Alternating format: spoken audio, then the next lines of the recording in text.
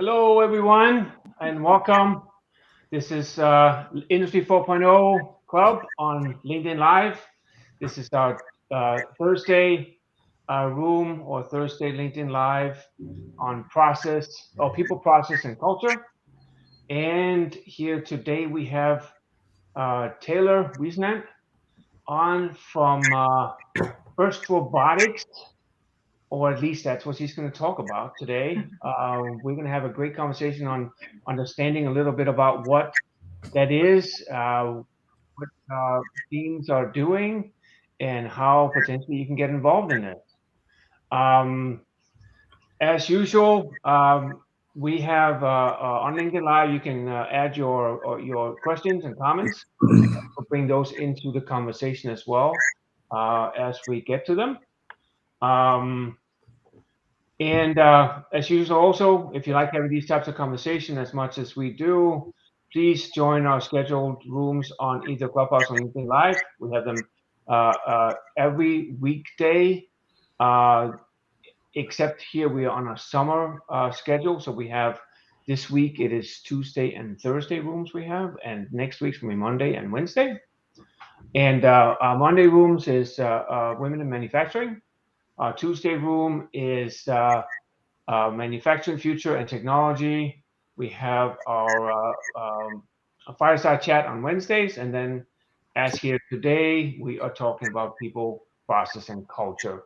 You can find our schedule on our website, www.industry40club.com, or you can also see the scheduled rooms on Clubhouse going there or on LinkedIn for the LinkedIn Live. Thanks everyone for being here. We love you guys come and add to our conversation. We hope you continue to join us here on these rooms in the future on Industry 4.0 Club. And before we start, just a quick introduction of all of us here. My name is Jan Pingel, and when I'm not on stage with these great people here, I am a product leader for digital solutions for Ingersoll Rand, where we are making our equipment smart and connected. Over to you, Scott. Yeah, hi, Scott Phillips. When I'm not here on the Industry 4.0 Club, I consult with small medium manufacturers, and I help them build Industry 4.0 roadmaps. And excellent. Yeah. So I just kind of ad hoc jumped on today because Taylor's amazing, and I just couldn't pass up the opportunity to see her and talk to her. But my name is Ann Wyatt, and when I am not hanging out with all of these cool folks from the I-40 Club, I am busy running my own recruiting firm, and also just started my own LinkedIn Live show called Workforce 4.0. So over to you, Taylor. And I'm Taylor Whisenant. As has been said, I work with FIRST Robotics. I'm an elementary teacher in North Alabama at Athens Renaissance School, which I might talk about a little bit when I get into more about what I do with FIRST. But I'm also what's called a program delivery partner for FIRST LEGO League. So I manage the FIRST LEGO League program and competitions for all of Alabama. So it's just all FIRST all the time for me. Thanks, Taylor and Scott. So we are joined here today with Taylor, who's going to talk a little bit about FIRST Robotics, give us an idea of what it is. It's been something that I've had a little bit of insight to as when I worked for Rockwell Automation, which is a big sponsor of FIRST Robotics. They always had the big arena in our automation fair every year, which was kind of cool to see what these kids were doing and what they'll come out of that. So it was great for me to be part of it, although I was only kind of indirectly part of it by being part of Rockwell. But I'm really going to be excited to hear more about it from a more broader perspective. So if Taylor, if you can start, give us an idea of what is FIRST Robotics, a little bit of the history, and what it's doing. Sure. So FIRST is a nonprofit. It stands for Inspiration and Recognition of Science and Technology. So it actually is an acronym. Created by Dean Kamen, pretty prolific inventor of Segway, drug infusion pumps, insulin pump, portable dialysis machines, like tons of stuff. Super, super cool guy. But he created FIRST, and then in 92, I believe, is when they started FIRST Robotics competition. So that's when it sort of evolved or started to evolve into what it is today, and being a competitive program for students in schools, because at the time, like, they were starting to kind of do this in colleges. It's like, well, why not bring this to the younger students? So now, over time, FIRST basically manages 3 robotics competitions.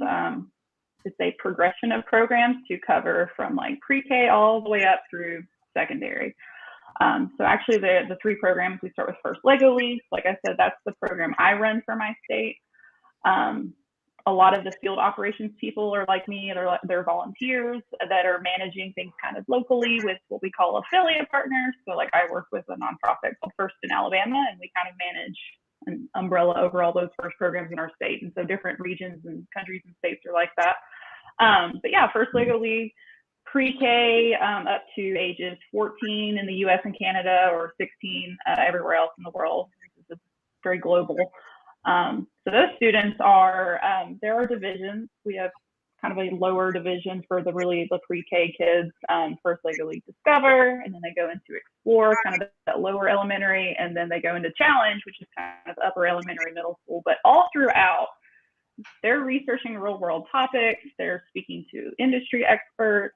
In that upper level, they're conducting like basically a research project. They do something called the Innovation Project, where they identify a problem in the sort of season theme space and develop an innovative solution. I mean, these are kids that go out and get patents and things. It's crazy. And then on top of all of that, they're designing, building, programming robots to play like a tabletop game where the robot has to do all these tasks, missions with Lego models.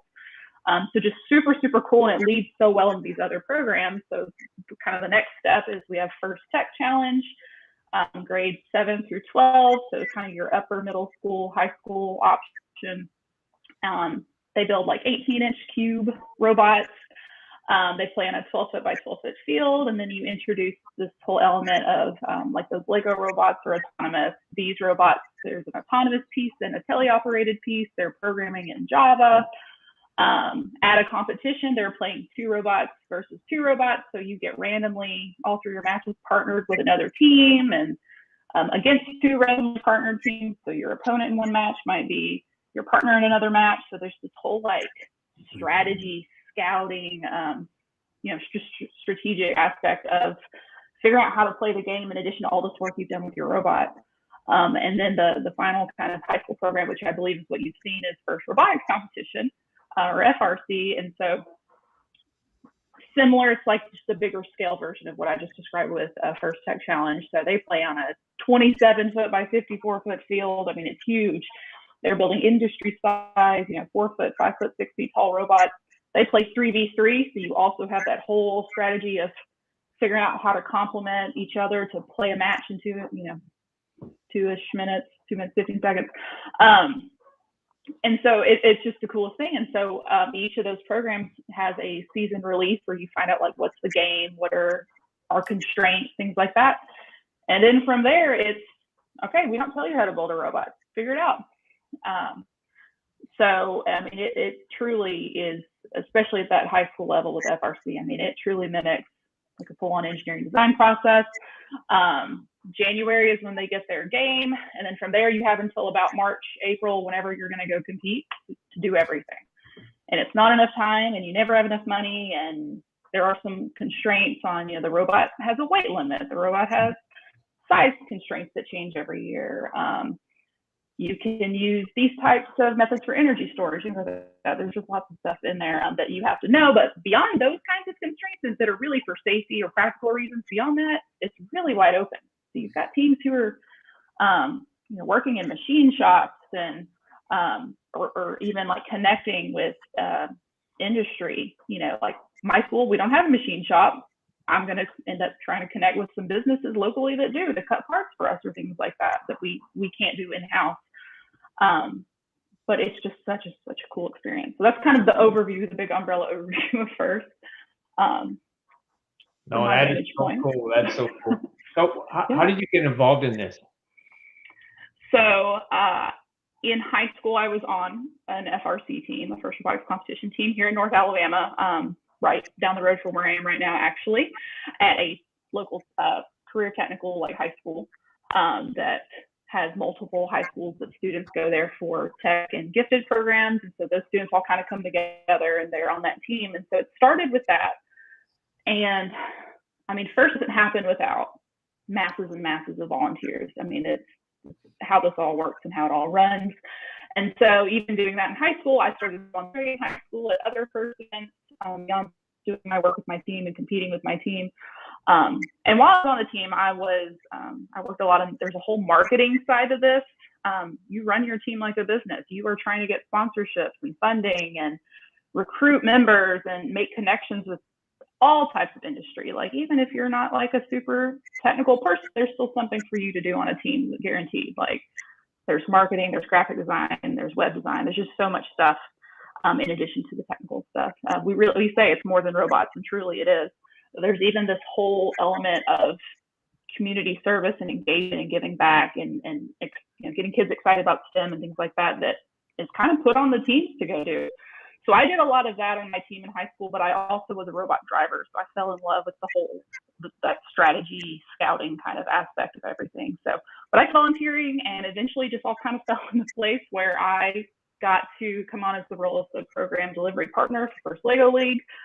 Just after years of volunteering with FIRST. So I actually started this role, I was still in college. And so I've been doing that for about 8 or 9 years now, I think. My husband and I met through FIRST. When we were both in high school, we were on different FIRST teams who shared a bus to a regional event in a different state. We met there. He works for FIRST now.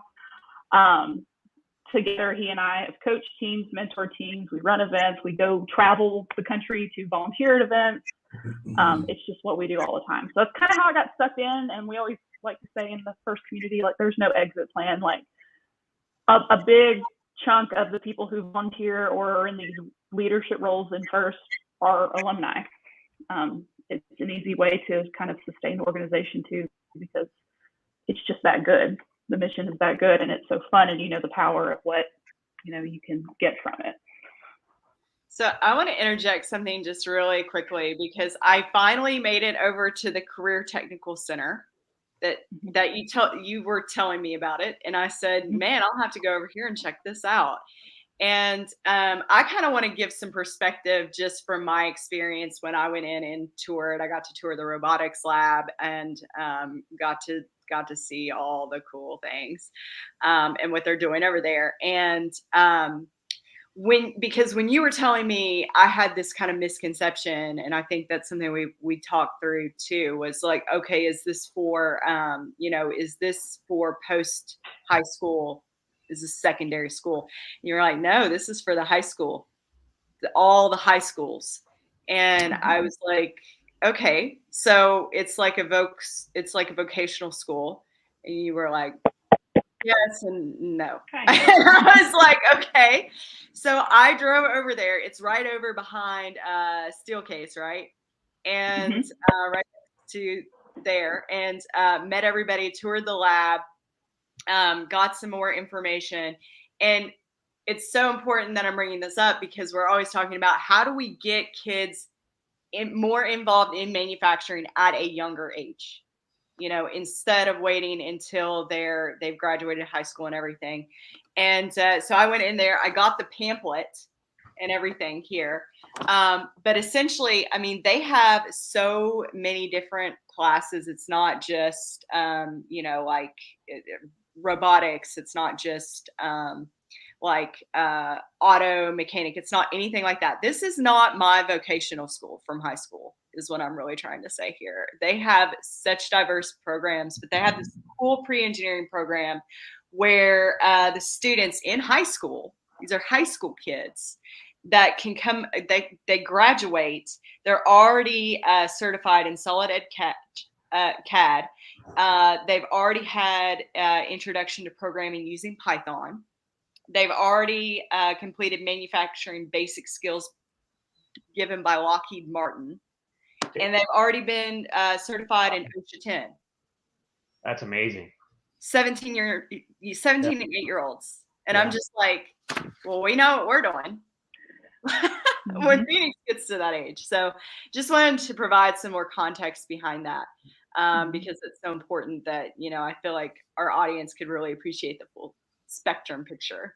Yeah, it seems like in some areas, at least, that the education system is changing a little bit. My son's starting college this year, but graduate from Central Academy of Technology and Arts, and the technology part of it is similar to what you're saying. I mean, they had a mechanics a line there, and the kids going out of there, they can go straight into an auto body or auto shop and start working right from there, right? And the same with the pre-engineering. I don't think they could go straight out to a lot of the vocation they're looking at, but they're definitely much better equipped by when they go into college and start up something, because they've done a lot of it already.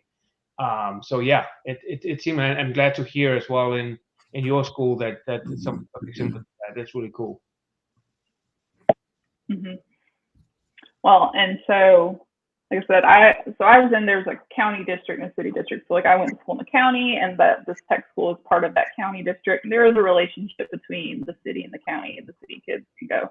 But I have students in my school that I'm at, in a K-12 school, which, I mean, it's like the most amazing school. I can't even say enough good things about it. The most amazing faculty and administration, but virtual/blended school. And we do project-based learning, which is project-based learning. And so they hired me last year and probably didn't know what they were getting with me, but I was like, hey, can I start some robotics stuff? And they were like, okay, sure. And then I started 8 FIRST teams in our school last year, because there weren't options in our district for the younger students. And unless you go to that tech school, you don't have access to that existing team that I used to be on. So I was like, I want to catch these kids that don't have that access. And what's great, by creating all 8, I've created the pipeline. That is the sustainability plan. I'm catching those kids before they maybe get totally sucked into other things, or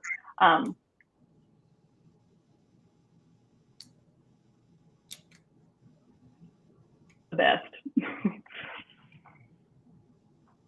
We lost you there for a second, I think. Oh, yeah, it all kind of reset for a sec. But yeah, it's just basically, it's the best. My school's been very supportive. We are the only school in our state that has all of the programs in that linear fashion. We're the only district that has all the programs in that kind of linear fashion, where a kid could feasibly grow up through FIRST Lego League, FIRST Tech Challenge, FIRST Robotics competition. So it is our sustainability plan, and it's already working after 1 year. The kids that are already aging up to the next thing are like coming in with so many amazing skills from the previous program. So it's very cool to see that already working. What kind of receptions are you getting from like both the kids and the parents? Like, is this really something that they want to, this is the greatest thing in the world, or is it another thing to do in school? What are you getting from both the kids and the parents there? Because I would be excited if that happened in my school or in my kids' school, right? Yeah. I would say definitely that this has been so embraced by both the school, the parents, the students, everything, that they're just so supportive. Anytime I don't have to fight my kids on, hey, we're going to go do a community outreach thing today. Like, we're not building a robot. And they're like, okay, cool. We've gone to food banks locally. We volunteered at a local kind of nonprofit carnival thing.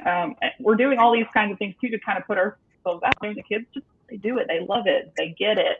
The parents too, I've received many like teary-eyed emails from parents like, my kid needed this. I've always felt this is a program where if you're the kid that you don't fit anywhere else, there's a way for you to fit with this, because it's so multifaceted. Like, I promise, whatever that interest and hobby is, there's a space for it in what we do. And not even just like, oh, here's, you go do your thing as a side project, keep you busy. Like, there is meaningful work in which everything can be useful to the team and helping the team be competitive. And the kids, I'll say, the whole East Coast versus a thing called gracious professionalism, coined by Dr. Woody Flowers, who's kind of the father of modern competitive robotics and things like this, but and was instrumental at first. And it's just like playing your best, but you want everyone else to be their best. You don't want to win a regional, an event because everyone's about to broke. Like, I told my kid before going to our first competition this year, of course they're all brand new. I was like, if something happens to the robot on the field, I guarantee you 20 teams will come over to our pit when we're done and ask what can we do to help. Like, they want everyone to be at their best. And so what really told me my kids got it was we had a really good day. The regionals are like 3 days long. So we had a really good day of qualification matches one day.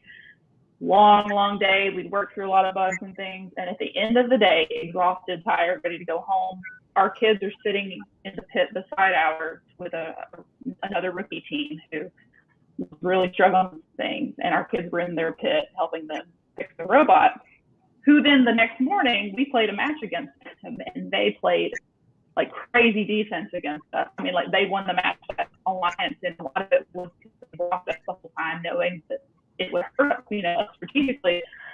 And our kids were like, not upset, like, oh, we helped you fix your robot, and then you like use that against us later. Like, the kids were like, you guys played awesome defense. That was amazing. And so that's when I was like, oh my gosh, they get it. They get that you, in the real world, have to be a good person and work with others. And I mean, they get that. They get all the soft skills and interpersonal skills and connectivity. And that just like made my heart happy. So we ended up winning that Rookie All-Star Award at that regional in Huntsville, Alabama. And then that put us on a wait list that we got pulled off of like 5 days before we ended up going to Houston to the World Championship.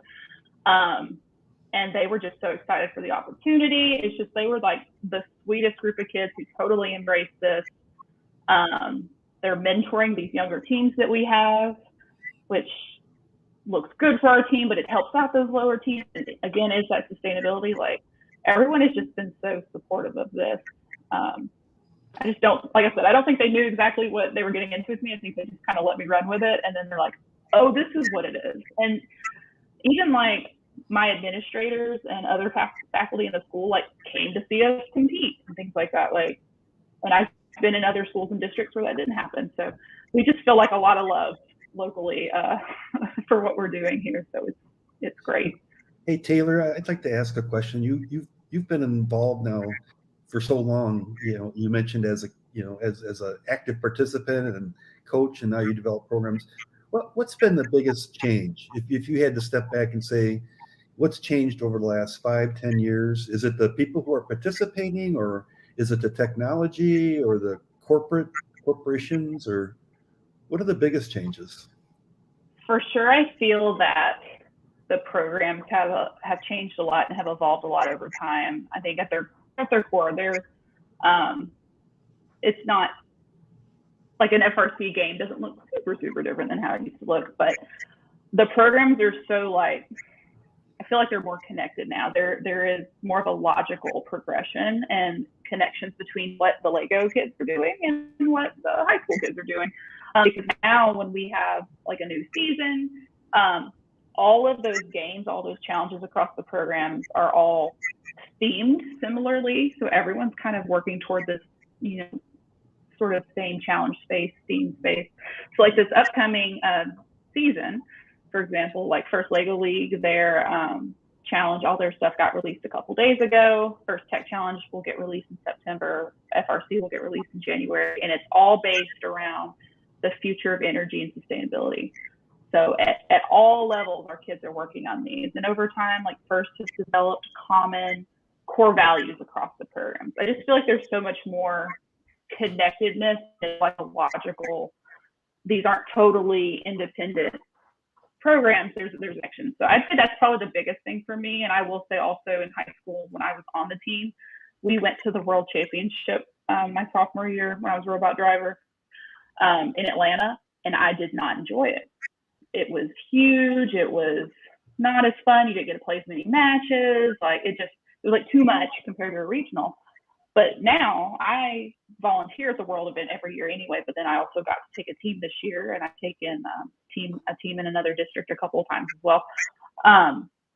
It's like this just massive tens of thousands of kids celebration of robots. It's all the programs everyone is just so nice and excited and energetic, and you just feel it's like the biggest like sports event you could think of, and everyone's screaming for robots. Like, it is amazing. And so the experience that they've developed now over time is so different than when I went to high school and I was like, this is big and not fun and I don't like it. Like, it's just an incredible experience. I mean, and my students got to go, they'd have something they're called like Innovation Fair. And all these companies are there showing off latest, greatest tech, and all these colleges are there with recruiters. And so my kids from a little town in North Alabama were talking face to face with recruiters from MIT. I mean, it was amazing. And so I think it's just grown so much into this wonderful, positive, good for the world, good for the soul kind of thing, compared to maybe how it used to be. So obviously that's kind of what I'm seeing from high school now. So about 15 years I've been doing this. So has the outreach part always been a part of it, or is that part of the thing that is growing into? So it has, but I think it's been kind of refined through the years, but there's always been this kind of aspect of the importance of giving back and engaging your community. But now what teams are able to do over all these years and everything, I mean, like, there are teams who go start first literally teams in other countries, import them, or send them kits. I mean, it's just like incredible now what teams are able to do, because we've had so much time to kind of build up these bases. I mean, some of these teams are 30 years old now, as they were from kind of the very beginning.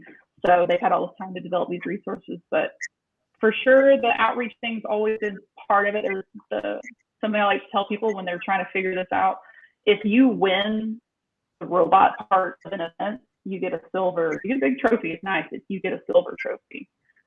You win, it was called the Chairman's Award. It's changing this year. It's called the First Impact Award. I feel it's pretty aptly named for what it is. But if you win, essentially, you're a well-rounded team, does amazing, all these things. But a big piece of that is that outreach and impact. That's the gold trophy. That's what you want to win.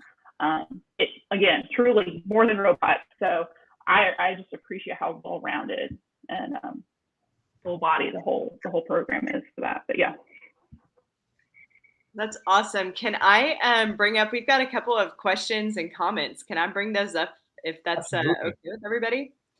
Hank's here with us. So Hank, a little bit of background for him. He has 2 girls, and when they're home with him, he lets them watch all of our creator content. So he comes and he lets them watch like Workforce 4.0 a lot and all that kind of thing, and just, you know, tries to expose them to manufacturing. So it's really, really cool. He says, I have 2 gals who would love this. Yes, they would. They absolutely would. And I'm sure when we get farther into the conversation, Taylor will be happy to share with you guys how you guys can reach out to your local FIRST programs as well. Carol is here with us. Hey, Carol. She says, I'm a FRC parent here in Canada. This is where my son learned about programming for robots. What can we do to help you spread the word if we're not able to volunteer? Excellent question, Carol. Thank you. For sure, social media. I think it's just the biggest thing. FIRST does have pretty much any social media account you can think of, and even the individual programs have their own accounts. So, and then Canada, for example, I know there's, do they call it FIRST Canada or Canada First, whatever their, what we call PDO, whatever their organization is kind of managing for Canada. They, I'm certain, have their own social media as well, but anytime you can share information about teams, share information about events, connect, you know, with potential sponsors for those local events or local organizations kind of managing things. That's all going to be very, very helpful to help during this if you're not in a position to volunteer. But also with things being kind of up and down with COVID, there are sometimes opportunities for some remote judging, and it might be that you could maybe volunteer remotely too. So definitely connect with your local, what we call affiliate, and see, but definitely, you know, share on social media. Just, I think at times there's just an awareness issue. I don't think people always realize we're here. And I mean, I think that's getting better. There's a documentary on Disney Plus now about FIRST called More Than Robots, and it takes you through a journey of 4 teams through a competition season, and it's so cool. And you know, things like that, I think we're starting to get a little more exposure, but always can use all the help we can get to get out there. How do you find out your local country participation in this? For example, like in Alabama, I know you kind of like run the state piece of the Lego thing, but I'm assuming it also means that there's smaller groups around. How do you know if your own school, for example, is involved? How do you find that out? Right. So depending on what info you want, it can be a little tricky with data privacy things. But if you go to the FIRST website, firstinspires.org, there is a feature on, I think it's on the community tab, but there's a team/event search just for you to look at what events have been put in the system for each program. And you can search by country, by state. You can look at it in a lot of different ways. But you can also pull a team list that way, and it's going to show you the teams that are registered for a given season that you select. Now, as far as what you can see about the teams, you're going to be able to see their team name and team number. You're not, you know, I think maybe the city and state or city and country might be listed. You're not going to find like they're at this school unless that's like part of their name.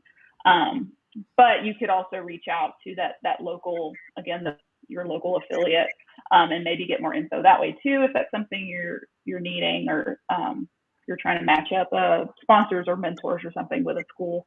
And so also in FIRST site, there's a way to look for who those contacts are for every region or territory.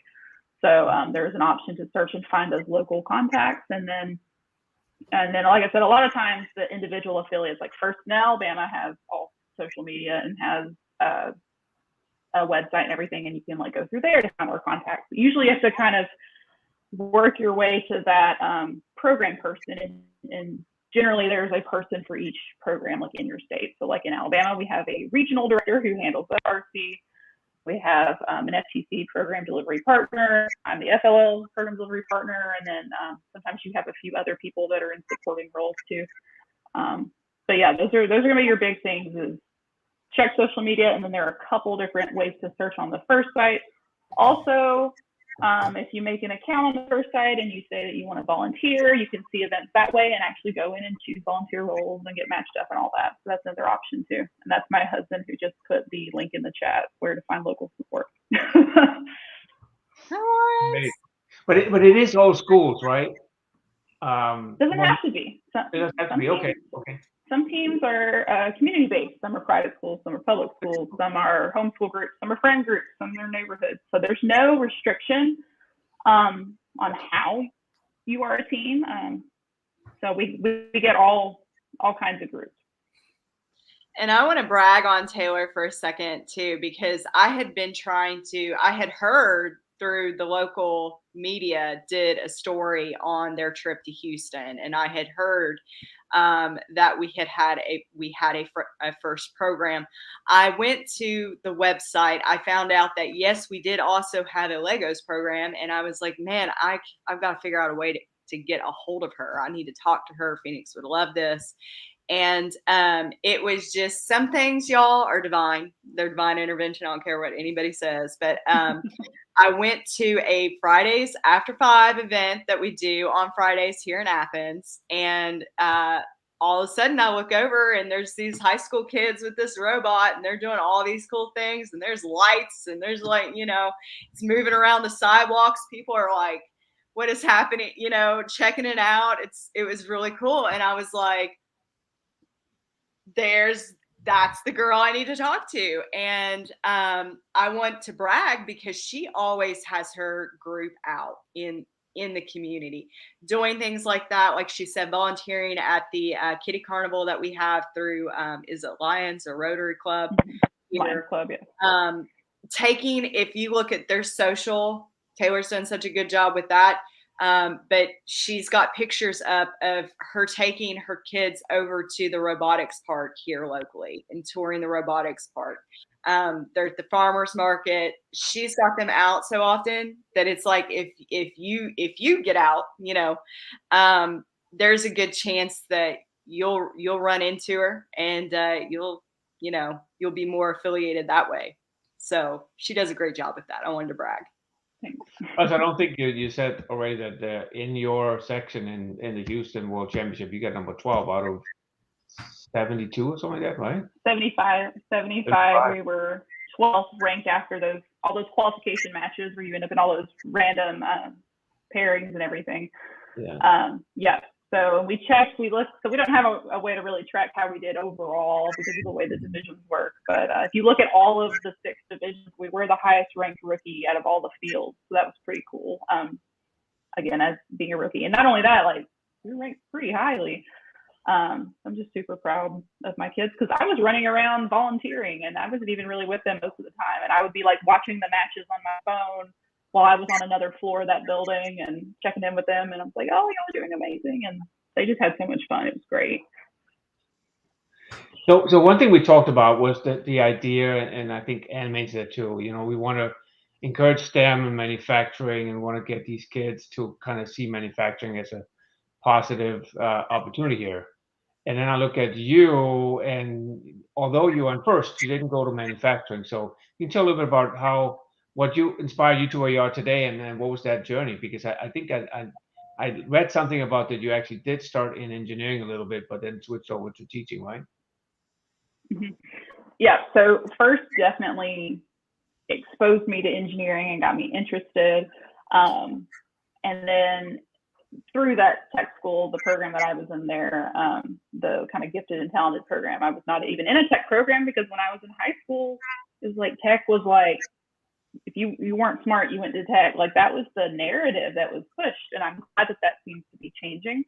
And I wish that I had learned some actual, like I said, I've said before, like, I don't know how to build a robot, but maybe if I'd gone to tech, I might.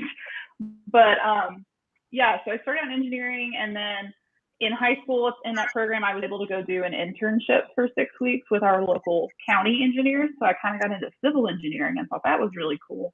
And we're kind of in the Huntsville metro area. So NASA, Redstone Arsenal, like there's tons of industry here. And University of Alabama in Huntsville, it's big engineering school. Like it's kind of like everyone's like, oh, you go to UAH, you go for engineering.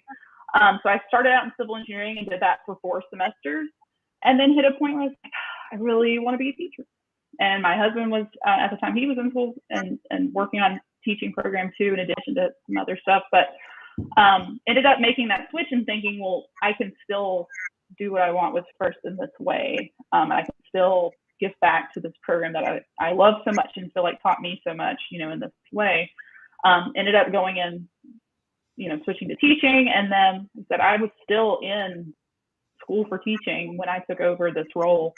And so it is nice because I have the perspective of, I know the things that, what schools are limited by, or like a teacher is going to be like, well, how does this tie to a curriculum? Or I can think through all of the things the teacher might worry about if you're trying to like sell this to them. And so that's kind of helpful. But yeah, I kind of fell in love with that way, and I've managed to keep involved in this way.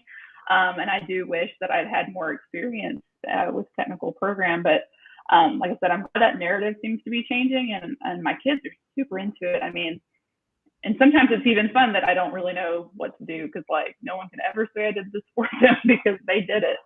But also something that's so great about FIRST, and especially FRC, is you do this with mentors. You have industry mentors coming in.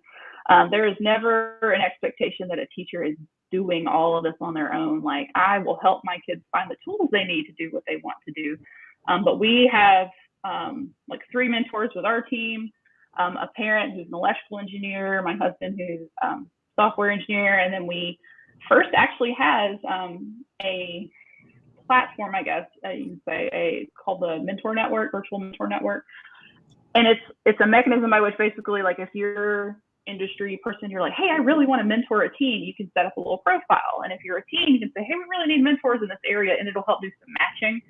And so we found a mechanical engineer who had recently moved here from another state where he was very involved in FIRST here, didn't know what was up with the scene locally with FIRST, and managed to sync up, and now he's our mechanical engineer with the team. So that's cool. There's just this whole, like, it is intended to be a mentor involved, at least mentor-led, student-led kind of partnership sort of thing going on. So that's been really cool too. So from the teacher side of things, I handle most of finding funding and kind of just some logistical scheduling meetings, scheduling outreach and events and things.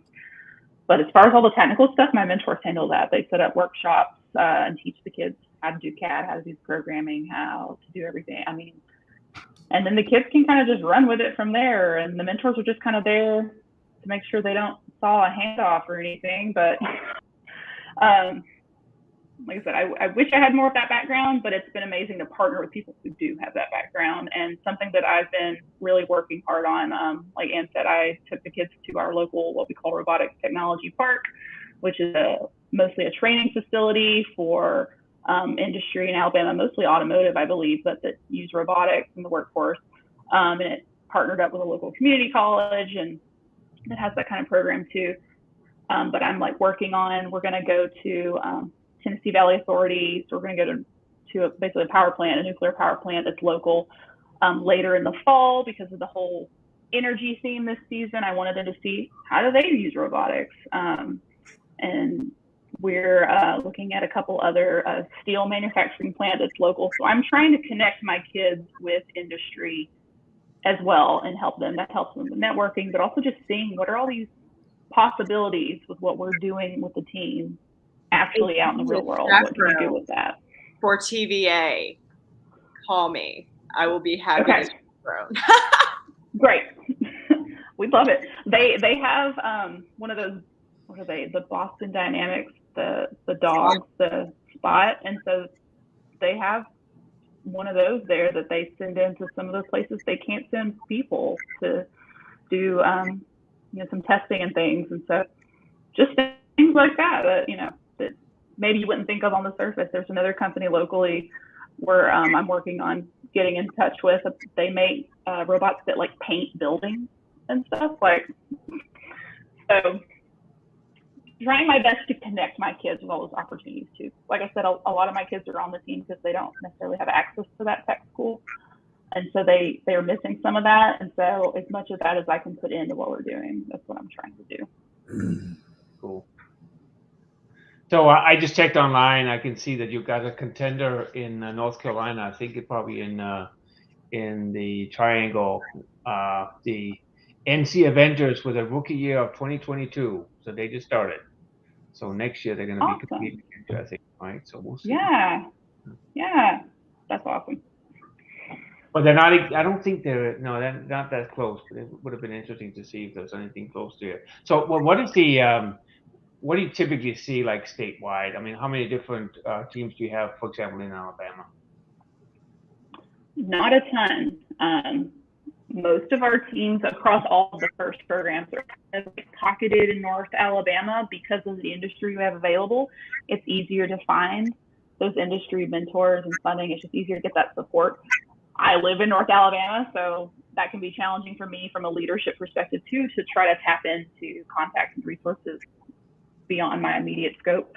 But FIRST Lego League pre-pandemic, we were at about 100 teams statewide. Last year we were right under 50.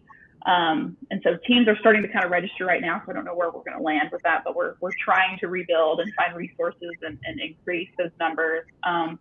FIRST Tech Challenge in Alabama, usually there aren't very many, 5 to 10 teams maybe. It's not as big. We have a couple other programs in the state that are kind of direct competitors, especially with FTC. And so I'm a little biased, but I mean, I believe in FIRST, I believe in FTC. I think it's an amazing program, and I think it sets you up for all kinds of success and things. And so there's that trick of like, how do we convince you to switch to this other program? But there's a little bit of that going on. FRC, high school, not a ton, and I know COVID kind of made it a little wonky. maybe 10 or 12 teams locally. So we're not a very big region, but our leadership team at First in Alabama is so passionate about doing what we can to kind of spread that. And so some territories, some regions have something called a first senior mentor. And so we have one of those up in North Alabama, and they basically work part-time, and their goal is helping any of the programs, any of the teams across the state. They're like a mentor who's kind of available to anybody in your region. And so we're looking at maybe getting some more of those in other parts of the state, in South Alabama and Central Alabama, to maybe help more directly support programs and help with trainings and exposure and things like that in those areas. So that's what we're hoping for. But I mean, like First Lego League, for example, there are other states who have 400 or 500 teams. I mean, it just depends. And so that's why it's nice to have those local affiliates like we do, because your situation can look so different. So there are a lot of things that are global standards, but then there are some things that make more sense to kind of adjust based on how many teams you have or where you are and all of that. So we're working on it, but for now we are kind of a small region. No, I'm looking at North Carolina. We're smaller than you are for sure, with one team in the whole state. So well, and it could just be that more haven't registered yet this year. So there, and then for FRC, there are a couple models you may run into this terminology. So some areas are called regions. Those teams go to regionals and compete.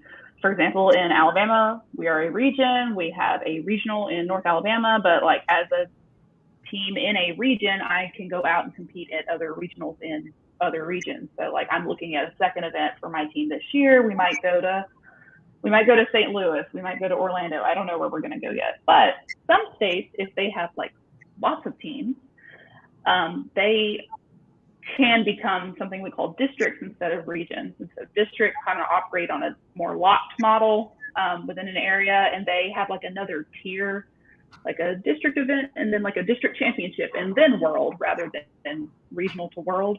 So I believe North Carolina is a district. So they're going to end up kind of locked, but it would be interesting if that team ends up in Houston and if we end up in Houston. And so that would be the opportunity kind of for us to sync up. But yeah, there are handfuls, like there's a Pacific Northwest district. Yeah. As the most first teams, I would think, because it's state like government funded in Michigan, and so like almost every school has a first team, and so their district, they have an insane number of teams. So it is interesting traveling across the country, seeing how different those numbers look in different places and how it's funded and supported. And yeah. So it's just like an automatic thing. So Taylor was essentially explaining to me that it was just kind of like an automatic thing in Michigan in public schools. I mean, like it's just basically in their public school systems, and you don't really have to, you know, hustle. Do a lot of digging, finding, connecting. It's just there. But yeah, like the one here, and Taylor, that's something that I want to bring up too for our audience, because you know I'm just so proud. Taylor has recently taken the initiative to also introduce the FIRST programs to the Athens City schools, which did not have programs at all. So can you tell us a little bit more about that? Yes. So like I said, the district, again, don't think they knew what this was going to be, and they just kind of let me go with it. And they're like, whoa, you did all this amazing stuff and went to World and won awards. And so our team went and presented to our local school board, the Athens City School Board, at the end of our season so like May. And there, our sort of plea to the board after just sharing and kind of demoing was, if we get, we're working on opportunities to expand. We don't think you should have to go to this one school in the district to get this chance, just based on where you live or your circumstances and all of that. And so I said, if we get the chance, we'd love to kind of have the support to expand. And so I looked out and wrote a grant through the Lego Foundation that I've been accepted to receive. I don't know exactly when it's going to happen yet, but to start first Lego League programs at all of our other. We have 4 other elementary schools and an intermediate school in our district, and so I will now be basically able to hand them robot kits, professional development, curriculum to those programs.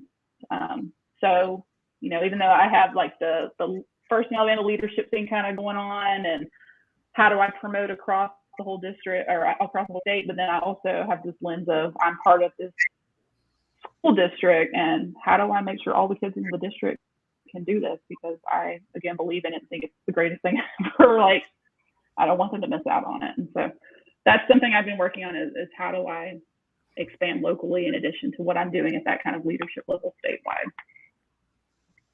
Yeah, I meant before that I had a connection to this, to Rockwell Automation, but I do have another connection as well. As a born in Denmark, I can only appreciate that you're using one of our biggest exports, which is Legos. So always happy when I hear that. So great to hear that as well. And I can just imagine, I mentioned Rockwell Automation is a big sponsor, but I can only assume that Lego is a huge sponsor as well, right? Absolutely, yes. And in First Lego League too, there's a lot of work done directly with Lego education employees, and yeah, huge partnership, huge global partner.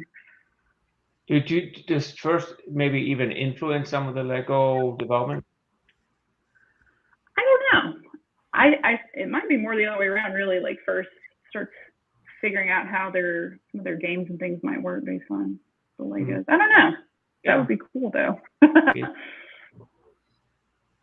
Well, I don't know, but Legos have saved my life this last week in between school. Of course, Phoenix goes back to school tomorrow at Lindsay Lane. But he's been home, and he has just been just as content as can be, just in there building his little spaceships and his little Mars rovers and everything else out of Legos. And it's been it's awesome to see as a parent when you try all the things and you find the thing that's like that they're happy with.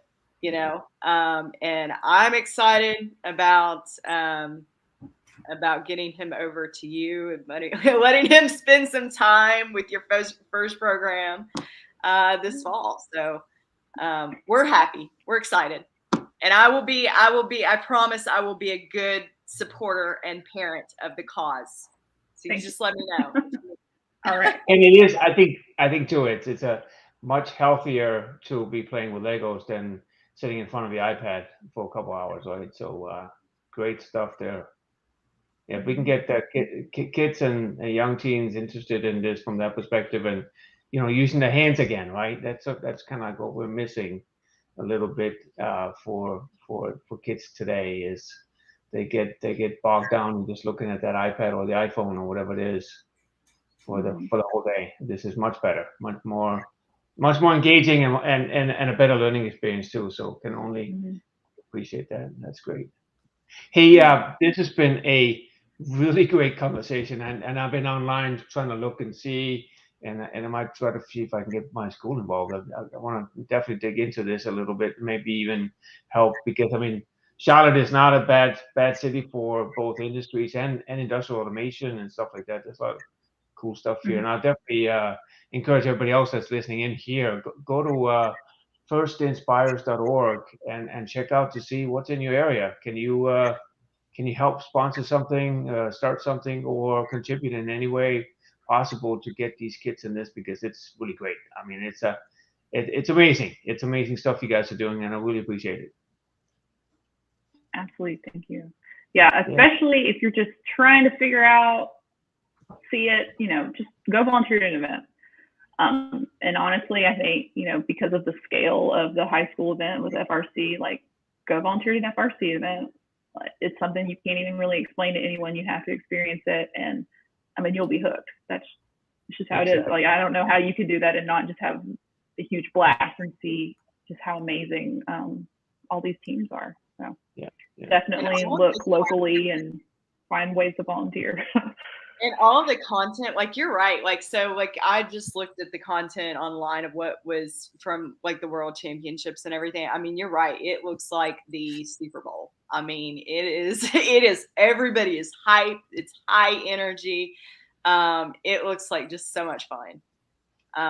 So I would Absolutely. imagine And that some of the local competitions are maybe not as quite, but still have that same level of,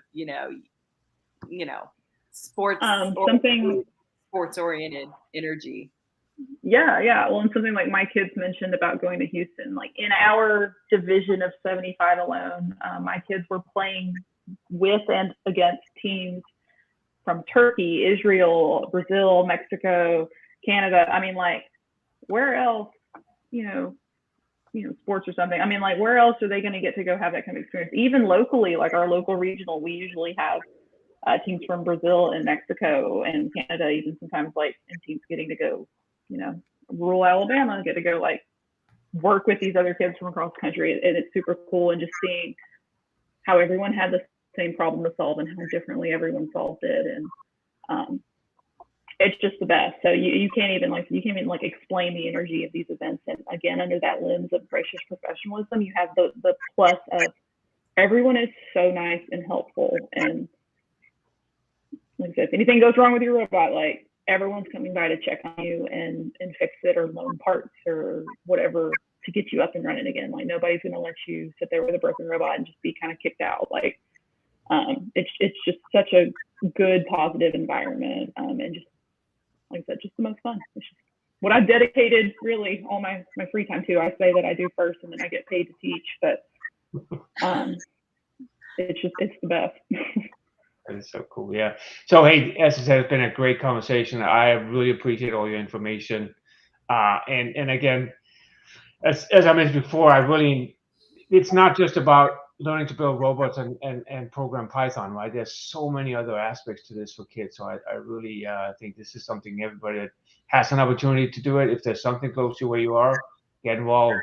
Absolutely. I can only, from the little I've seen, it's great stuff. Any last comments from you, Taylor, before we close our event here today? I was going to say thank you for having me. Obviously, this is what I'm passionate about, and so anytime I can share it is great. And any exposure I think is a huge plus for the program. So thank you again for having me on today. No, if somebody wants to reach out to you, what's the best way for them to contact you? Me, my first partner's email, that's T Whisenant, so like first initial last name at firstpartners.org is my kind of official first email. So yeah, feel free if anyone on here wants to email me. That you can also find that if you go to the website, like looking for local support, and you look at Alabama, you'll see my email too. But reach out, and if I can ever help with anything, or you want to come to Alabama and come volunteer, it'd be great. And they can find you through LinkedIn as well if they just look your name up for sure. And if they just look your name up and Google it, they'll find all kinds of interesting things about you. So it's always good. So hey, thanks again. It has been great. I really appreciate you joining us, and thanks for Scott and Ann to join us here on the conversation as well. And I just want to close with, as I said before, if you like to have these types of conversations, much as we do in Industry 4.0 Club, just join our scheduled rooms on either Clubhouse or LinkedIn Live. And we have them Monday through Thursday. And here in the summer, we have them every other week. So this week is Tuesday and Thursday, and next week is Monday and Wednesday. You can find our schedule on our website, www.industry40club.com, or you can check Clubhouse for the Clubhouse scheduled rooms and LinkedIn for LinkedIn Live events on our LinkedIn page. And again, thanks again, Taylor, and everybody else. Have a great afternoon, and follow us on LinkedIn and follow us on Clubhouse. Great. Thank you. Thank you guys.